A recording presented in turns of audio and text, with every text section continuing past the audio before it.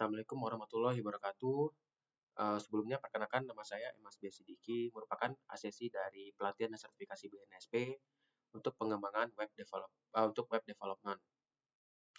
Nah, jadi pada kesempatan kali ini saya akan melaporkan beberapa update terkait revisi yang telah diberikan sebelumnya. Dan langsung saja untuk revisi yang pertama yaitu display daftar mahasiswa tampilkan field penting saja, tidak semua di-view-kan. Nah, sebelumnya saya men-view-kan beberapa hal yang kurang penting untuk dilihat karena akan merusak estetika dari desain website sendiri. Dan saya hanya memasukkan beberapa konten yang penting, yaitu action, nama lengkap, tanggal lahir, alamat kota atau kabupaten, kewarganegaraan, jenis kelamin, status menikah, agama, nomor HP, dan email. Dan selanjutnya kita akan masuk ke bagian halaman mahasiswa, yaitu email. Oke, untuk revisi berikutnya, yaitu create user, email tidak perlu isi kembali saat melengkapi data pribadi, ambil dari database. Nah, jadi pada kasus sebelumnya, email diinputkan secara manual. Dan sekarang, email telah diinputkan berdasarkan inputan dari pendaftaran akun mahasiswa ini. Sebagai contoh, kita akan langsung menemukan saja. Pertama kita isikan nama lengkap.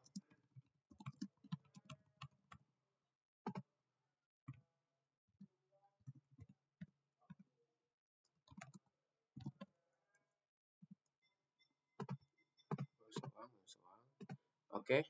Nah, ini juga berkaitan terhadap requirement atau revisi catatan revisi sebelumnya, itu profesi dibuat filter sesuai soal. Nah, pada profesi kali ini saya telah membuatkan filter provinsi. Jadi sekarang itu tidak berupa inputan text field lagi, tapi sudah melainkan selection atau drop down. Kemudian untuk kota kabupatennya juga sama. Kemudian untuk kecamatan saya contohkan Semeru. Dan untuk kewarganegaraan merupakan catatan revisi selanjutnya, yaitu kewarganegaraan sesuaikan dengan soal. Nah, pada soal itu dijelaskan bahwa komponen dari pemilihan kewarganegaraan oleh mahasiswa terdiri atas 3 komponen, yaitu ada komponen WNI asli, kemudian ada komponen WNI keturunan, dan kemudian ada komponen WNA. Nah, di sini ada studi kasus ketika mahasiswa atau user memilih komponen WNA, maka akan memunculkan input type field yang baru, yaitu input type field dengan label nama negara, sehingga ketika memilih WNA, user dapat menginputkannya di additional information tersebut. Sebagai contoh, saya akan menunjukkan langsung ketika memilih WNI asli, tidak muncul apa-apa. Kemudian kita akan mengklik WNA, di sini akan muncul input type field baru, itu berupa negara. Ini dapat dijelaskan pada bagian script berikut, yaitu script dari JavaScript, itu menggunakan function toggle negara input. Nah, di sini ada studi kasus ketika kewarganegaraan pemilihan kewarganegaraan itu bervaluekan WNA, maka input div style-nya atau div class dari negara tersebut akan ditampilkan.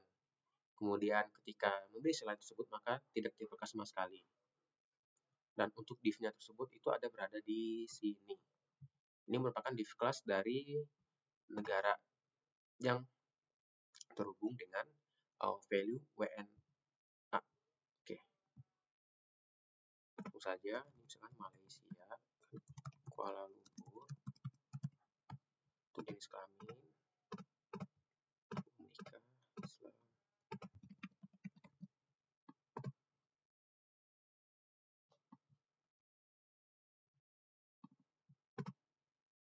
Nah, di sini dapat memenuhi kriteria revisi sebelumnya, yaitu ketika diinputkan email melalui registrasi, maka tidak perlu menginputkan kembali, hanya mengambil database. Ini sudah dapat lihat bahwa email telah menyesuaikan dari registrasi akun ya.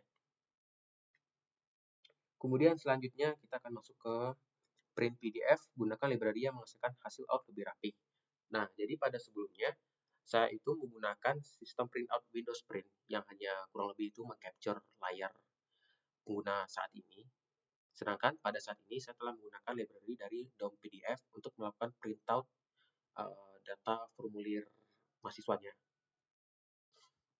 Di sini ketika saya mengklik print, akan diarahkan ke halaman ini terlebih dahulu yang menampilkan data-data yang akan di print out. yaitu suka data pribadi, data kelahiran, data alamat, data tambahan, dan lain-lainnya. Kemudian ketika saya mengklik unduh PDF, akan diarahkan ke printout hasil dari render DOM PDF dan terlihat lebih rapi daripada sebelumnya yang hanya meng-capture layar. Di sini untuk controller dari print data mahasiswa, saya membuat function baru print data dengan parameter ID untuk memprint data berdasarkan ID dari user yang telah didaftarkan. Di sini akan melakukan pencarian kepada ID di model pendaftaran mahasiswa terlebih dahulu. Kemudian saya melakukan load PDF atau kita mengambil modelnya PDF ini dengan mengimportkan DOM PDF.